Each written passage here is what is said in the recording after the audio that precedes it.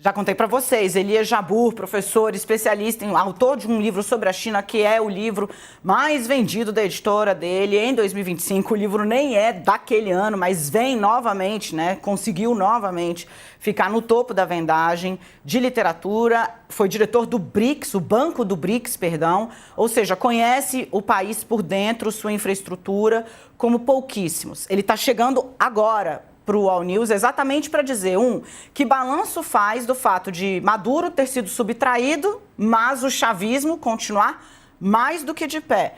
E dois, qual é o papel da China nessa história toda? A gente vai te mostrar já já, ele está chegando aqui. Antes disso, eu quero te mostrar que o Brasil voltou, e aliás em tom mais altivo do que o que havia usado na ONU, a criticar a subtração de Nicolás Maduro e os métodos dos Estados Unidos agora na OEA, Organização dos Estados Americanos. A gente tem um trechinho da fala do nosso representante na OEA para você dar uma olhada. O momento atual é grave e evoca tempos que considerávamos ultrapassados, mas que voltam a assolar a América Latina e o Caribe. Os bombardeios no território da Venezuela e o sequestro do seu presidente ultrapassam uma linha inaceitável. Esses atos representam uma afronta gravíssima à soberania da Venezuela e ameaçam a comunidade internacional com um precedente extremamente perigoso. A gente já está aqui com ele, conectado, fomos catá-lo, buscá-lo lá fora, está de férias, mas aqui veio prestigiar nossa audiência. Professor Elias Jabbour, que alegria falar com o senhor pela primeira vez ao vivo e a cores, né? Nas internet a gente já tinha falado, mas ao vivo e a cores não. Seja muito bem-vindo, obrigada. Obrigado, Dani. Boa noite, Dani. Boa noite, mestre Couto. Estou muito feliz de estar com vocês aqui. Estou até emocionado porque eu acho a Dani a melhor jornalista do Brasil na atualidade. Eu não faço questão de esconder isso de ninguém, né? Verdade. Então, bora lá. Até parece. Vamos juntos. Eu vou fazer o seguinte, eu vou passar a palavra ao nosso amado mestre, mesmo Couto, porque ele fez uma provocação que eu acho a Mariana Sanches, eu acho que é central nessa história, inclusive nas expectativas, né, Couto, de uma América Latina que poderia ter uma China, por exemplo, como protetora. Queria que você trouxesse a provocação que você fez a Mariana ao professor Elias Jabbour. Boa tarde, professor Jabbour. A gente estava conversando antes, né, o que está por trás de tudo isso, por que o Trump fez isso agora, por que fez desse jeito e qual o principal interesse dele. Na minha opinião, eu quero saber a tua, né?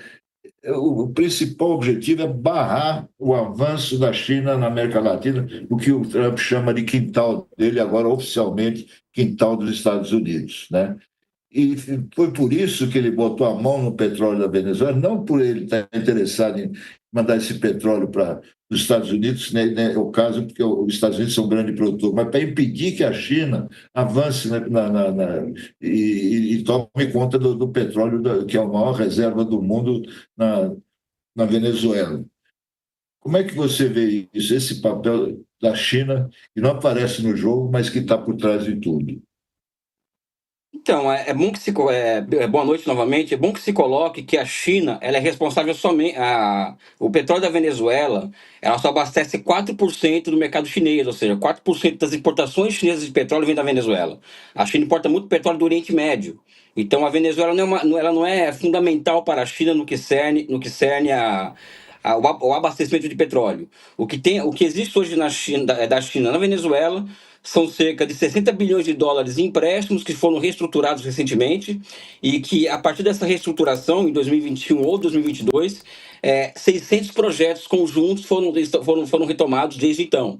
E uma série de joint ventures entre China e Venezuela também estão acontecendo desde o momento em que a dívida foi reestruturada. Não é? A grande questão que se coloca é que o próprio Colorado Trump coloca que o objetivo deles é impedir com que países estrangeiros tivessem acesso a recursos naturais e ativos estratégicos na América Latina. Até aí, ok, a tendência que se coloca na cabeça da governança norte-americana é de que a América Latina poderia se transformar em um grande protetorado deles, né? Acho que essa que é a ideia, inclusive para a Venezuela, que eu vou comentar mais adiante, né? Mas existem questões de médio e longo prazo a serem resolvidas. Por quê? Primeiro que a América Latina quase que inteira tem na China seu principal mercado consumidor. né? Ou seja, os produtos que o Brasil produz e o restante da América Latina produz, tem na China seu principal mercado, e não os Estados Unidos. O outro ponto é que os investimentos que a América Latina precisa, principalmente relacionados ao seu déficit em matéria de infraestruturas, quem vem preencher é a China, ou seja, não é os Estados Unidos mais. Os Estados Unidos não têm condições de entregar para a América Latina aquilo que a América Latina necessita hoje, que são investimentos em infraestruturas, em vários setores. E a China tem demonstrado essa capacidade, né? São centenas de bilhões de dólares que a China tem investido aqui na América Latina. Então, acho que esses são dois pontos que, no médio prazo, os americanos não vão conseguir responder, né? Daí o que eu acho, a tendência, a multipolaridade se impor pela incapacidade americana, inclusive de entregar para a América Latina o que ela necessita em termos de investimento, né? Sob o preço, professor Couto, mestre Couto, sob o preço da América Latina no médio prazo, voltar a um processo semelhante àquele da década de 90, em que nós entramos em um processo de recessão aberto, e esse processo de recessão aberto abriu condições, primeiro, para que Hugo Chávez fosse eleito presidente da Venezuela em 98, e em seguida viesse as ondas vermelhas e ondas rosas, etc, né? Juntamente com os investimentos chineses, boom de commodities, etc. Ou seja, eu não vejo muita saída para a América Latina no médio e longo prazo, a não ser a continuar sob o apanágio chinês, seja como mercado consumidor dos nossos produtos, seja como nós, como receptores de investimentos e infraestruturas. Evidente que existe um outro elemento, me desculpem me alongar aqui, da incerteza que se coloca para os chineses a partir de agora. Por quê? Porque na medida em que a América Latina vai se tornando um campo minado, a tendência é que as empresas chinesas, o Estado chinês, calculem ainda mais o que investir e o que não investir na América Latina. E aqui também surge uma oportunidade ao Brasil. O Brasil pode se transformar num porto seguro para investimentos chineses. Então, observando como brasileiro, existe um cenário que tem desafios para a América Latina e também oportunidades ao Brasil a partir da capacidade chinesa de exportar bens públicos, que é a sua especialidade hoje, né? Carla Araújo Obrigado. com a gente. Professor, em termos políticos, né, a China e a Rússia fizeram condenações à ação ali dos Estados Unidos, a China falou em bullying norte-americano, enfim, ontem teve essa questão tem a Conselho de Segurança da ONU, mas o que a China pode e a Rússia, né, podem fazer nesse momento em que o mundo condena, mas a gente vê que o Trump está jogando o jogo da forma como ele quer, né? Há algo nesse contexto global atual que o senhor consiga imaginar que, olha, uma hora vão conseguir parar o Trump e os Estados Unidos ou não? Bem, não é da natureza chinesa intervir em assuntos externos de outros países, ou seja, a Venezuela, um problema da Venezuela, independente do que acontecer. O regime change, a deposição, a prisão de Maduro, independente do que acontecer, a China não vai intervir diretamente na Venezuela. O que ela pode fazer é fazer o que ela está fazendo hoje, que é fazer o que é certo, que é condenar o que aconteceu, o absurdo que aconteceu. O mesmo se relaciona com a Rússia. E também tem um outro ponto. Tanto Rússia quanto China têm as suas questões. A questão da Ucrânia é uma questão a ser resolvida pela Rússia, né? Que ainda não se resolveu, e ela está envolvida diretamente com o Trump, a solução da questão da Ucrânia, e também a questão que envolve Taiwan, que é uma província chinesa que 98% dos países do mundo reconhecem Taiwan como parte da China, mas que existe essa questão de que envolve a possível declaração de independência de Taiwan, que poderia levar o mundo a uma guerra. Inclusive, há 2 semanas atrás, os Estados Unidos exportaram em armas 12 bilhões de dólares para Taiwan. Então, isso também empreende a China uma agenda muito, muito doméstica, o que impede de ter uma ação mais assertiva em relação à Venezuela. Então, eu não vejo nenhuma forma da China ou a Rússia intervirem diretamente na Venezuela, né, hoje, né, a não ser com declarações. Que, aliás, essas declarações estão aumentando o tom na medida em que o ciclo, como eu sempre digo, o ciclo do regime change, que existe o ciclo, né, que é histórico do regime change, não está se realizando na Venezuela. E na medida em que os chineses e os russos percebem que o Trump não vai ter êxito no seu combate na Venezuela, o tom tende a subir, né? Eu vou então pegar daí, professor. Vamos falar um pouco sobre... Porque a análise eu tenho acompanhado, né, suas postagens. Gente, o professor Elias Jabbour é muito ativo nas redes sociais. Você que acompanha a gente pelo YouTube certamente já viu em debates. É um dos principais, né, debatedores que tem no campo de esquerda e para falar de China no Brasil é ele. Mas ele tem feito uma análise muito diferente sobre o que está acontecendo na Venezuela e que agora começa a ficar mais claro porque calçada nos fatos. Ele começou a falar isso no dia 1, foi sábado, 10 da manhã, tinha um vídeo já falando sobre isso. E aí eu vou jogar para você, que aparentemente, não é nem do interesse de Trump extirpar o chavismo. Pelo contrário, eu acho que ele buscou um chavismo com o qual ele se sentia confortável para negociar, que não tivesse mais uma face conhecida, porque Nicolás Maduro é uma figura detestada no mundo todo. Uma pesquisa, professor, que o PT fez para balizar a eleição de 2022 mostrava que só 7% dos brasileiros viam a Venezuela como uma democracia. Ou seja, nem a esquerda, o campo lulista, reconhecia a qualidade ou dignidade naquele governo. Então, ele acha que se apropria disso, pega essa figura que é muito difícil de defender na física, mas na jurídica mantém ali as raízes que dão sustentação à PDVSA, a forma como ela opera, etc. e tal. Não vai ter mudança de regime ao que está aparecendo. É isso. Vai ficar o chavismo sem o Maduro. A questão é a seguinte, eu vou concordar e discordar de você, me permitir, ao mesmo tempo do que você colocou. Você está correto, ou seja, o Trump, ele prefere hoje um chavismo palatável aos seus interesses, mas porque ele não conseguiu derrubar o chavismo. Os Estados Unidos, isso é bom que se fale, antes de nós falarmos sobre a qualidade da democracia venezuelana, eu coloco uma questão para todo mundo e coloco em questão isso, que coloque esse ponto. É possível haver uma democracia ou eleições, vamos dizer assim, livres, aonde existe mais de 300 coerções financeiras contra o país, por exemplo. Desde 2014, a Venezuela vem passando por um processo de bullying financeiro, a Venezuela não tem acesso, por exemplo, ela não pode ir no mercado internacional comprar remédio, ela não pode entrar no mercado internacional para comprar comida. Por quê? Porque ela foi expulsa do sistema SWIFT. Desde 2017, a PDVSA, por exemplo, as sanções chegam à PDVSA, desde então, o PIB da Venezuela ela cai em 68% a partir de 2017. Né? Então, na medida em que a Venezuela também deixa de ter acesso a 80 bilhões de dólares que foram congelados no exterior e do ouro do que pertencia ela na Inglaterra, ela perdeu as condições para o quê? Para importar aquilo que ela necessita.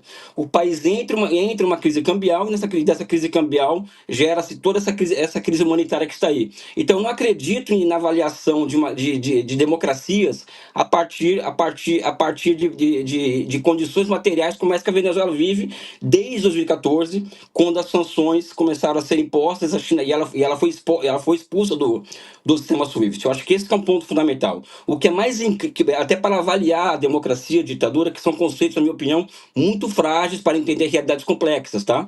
Mas isso é uma outra discussão. O que eu queria colocar aqui é o seguinte: o Trump certamente não contava com alguns fatos. Primeiro que existe uma direita, entre aspas, democrática na Venezuela que não aceitaria a entrega do próprio petróleo para os Estados Unidos e que não aceita mesmo o que aconteceu com o Nicolás Maduro. Acho que é bom as nossas fontes apurarem isso também.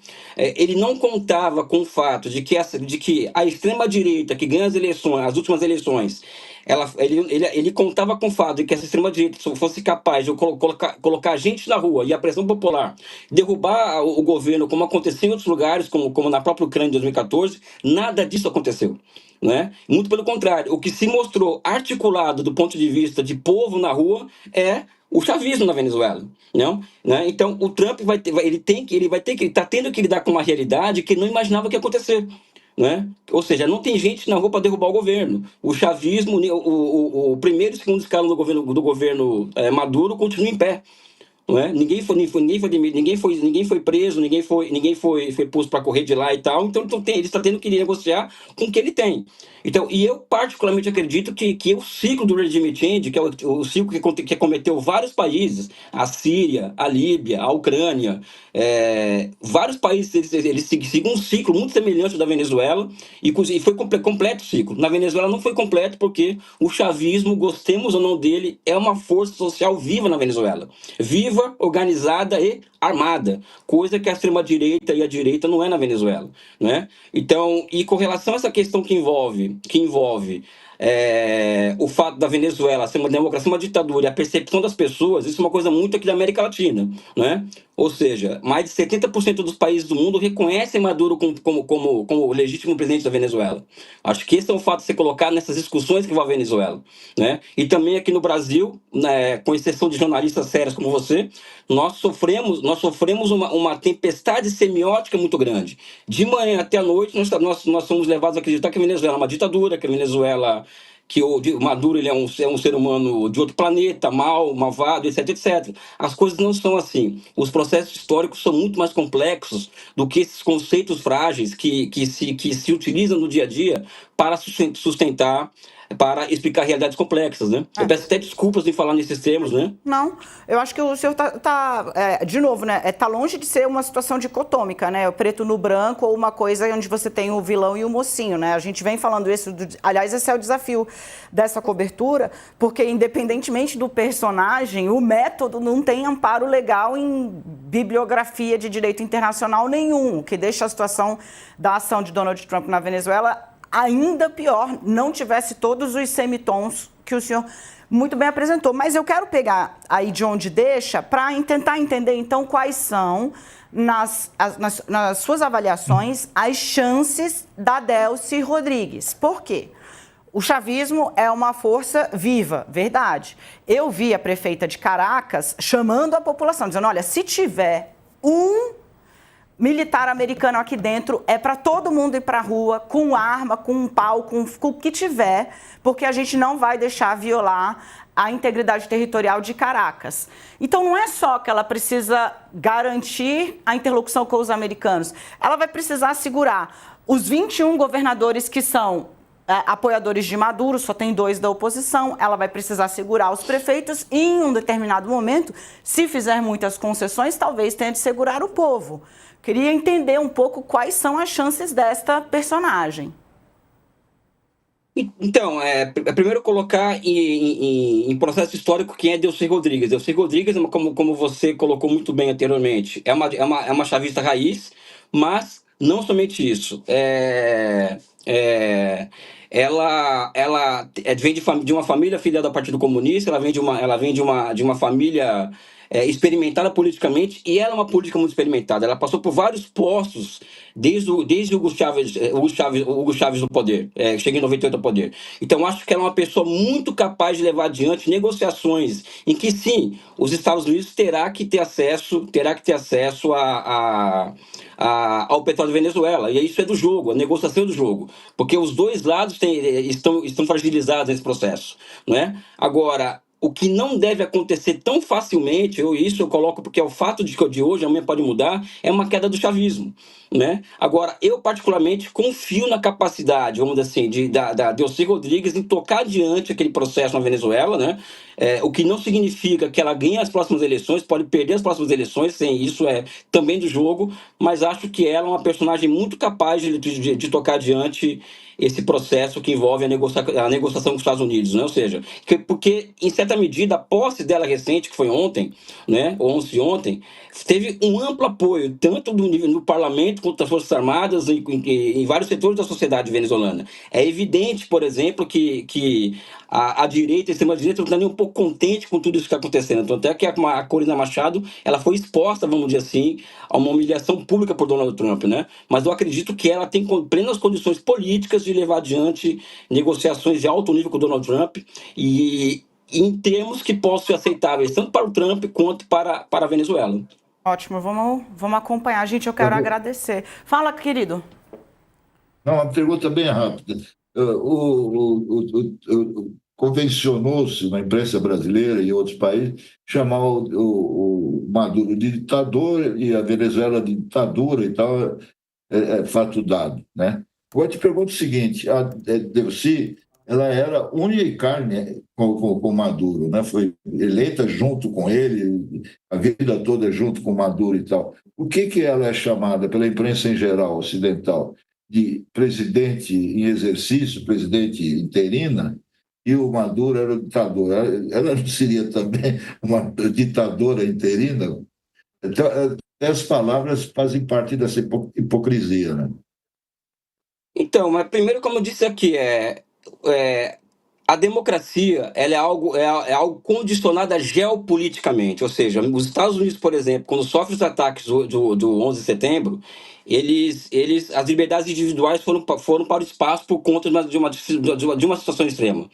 Mesma coisa ocorre a Venezuela, ou seja, a Venezuela ela passou ela está passando um processo de asfixiamento financeiro, econômico, expulsa do sistema SWIFT, ela é proibida de ir ao mercado de remédios, proibida de ir ao mercado de alimentos, ou seja, então nós falamos em funcionamento de uma democracia plena em um país nessas condições, é uma fantasia, sob o meu ponto de vista. Além de que, do ponto de vista, isso é uma discussão que deve ser feita aqui, que conceitualmente, filosoficamente, ditadura e democracia não são conceitos, são categorias cujos conceitos que as sustentam são muito frágeis, porque cada país é uma história, cada formação social tem a sua própria dinâmica, né? Então, eu não trabalho com essas categorias porque elas não me entregam uma visão de big picture de uma realidade.